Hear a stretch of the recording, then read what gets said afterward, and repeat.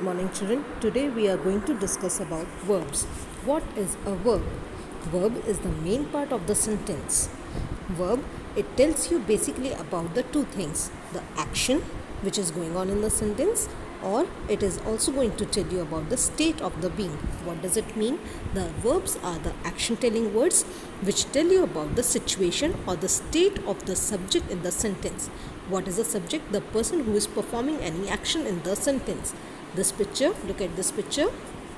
What the person is doing? The person is running. So the action is run. What the batsman is doing here now? The batsman is playing. So the action is play. Like this, we are going to tell you about the action or the activity which is going on in the sentence. Now let's look upon the state of the being. What does it mean? Who is this? This is a boy. So what is the situation of the boy? This is a boy. So is will tell you about the state. Second, as you can see in the picture, if you look at it, the person is sitting. So what does it mean? The person is feeling tired. The person feels tired. So feels is the word which tell you about the state or the situation of the person. Right, children?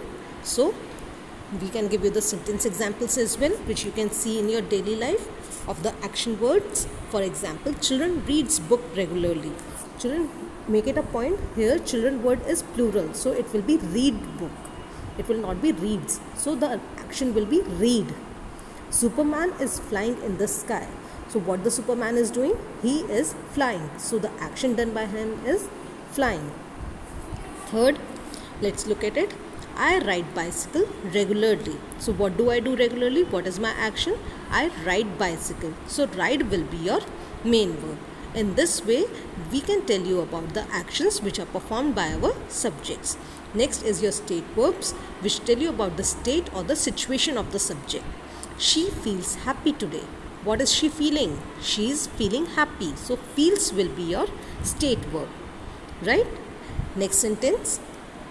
I am a boy. What is my situation?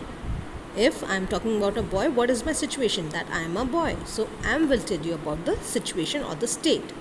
Third, he is a policeman. What the person is doing? What is his identity? That he is a policeman. So is will be your state verb or your main verb in this sentence. Right, children? In this way, the verb performs the function of the action and your state.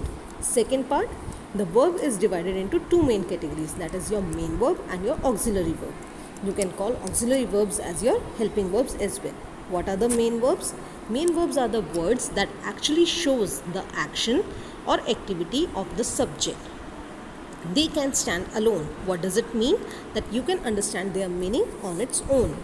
For example, read, sleep, eat, run. All these words, if you find in the sentence, you will easily understand what the person is doing, what is the activity of this person. So these are your action verbs as well, children. So what are the sentence examples of which you can see in your daily life? For example, sun shines. What the sun is doing? It is shining. So shines will be your main verb, right? Because by shine you can easily understand now what the action work is going on. The bus stops. What the bus is doing? It is stopping. So the bus stop. Stop will be your main verb. Last, the car runs. What the car is doing? It is running on the road. So the car runs. In this way, all these underlined words are your main verbs. Let's look at our auxiliary verbs or your helping verbs. What are these? Let's first understand their meaning.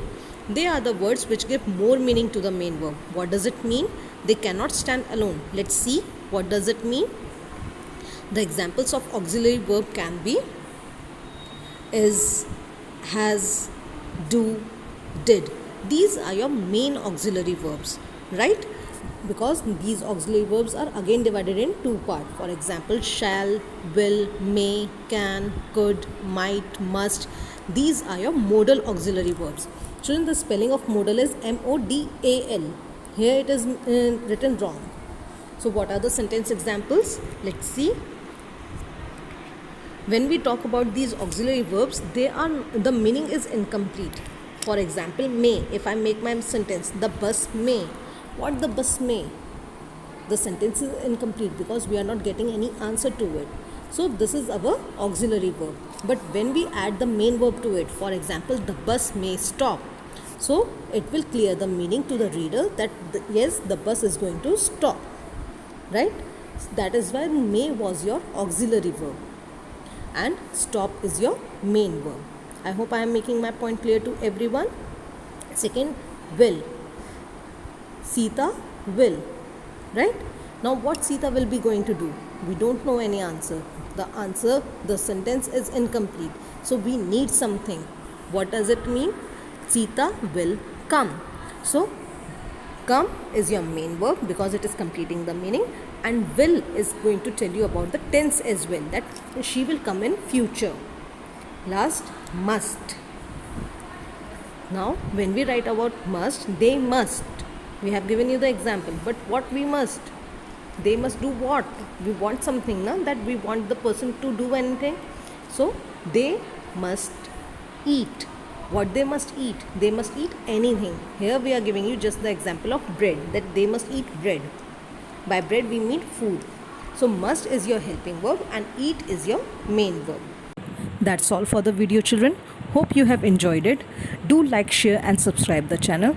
Also for your queries, you can drop them in the comment section below. Thank you.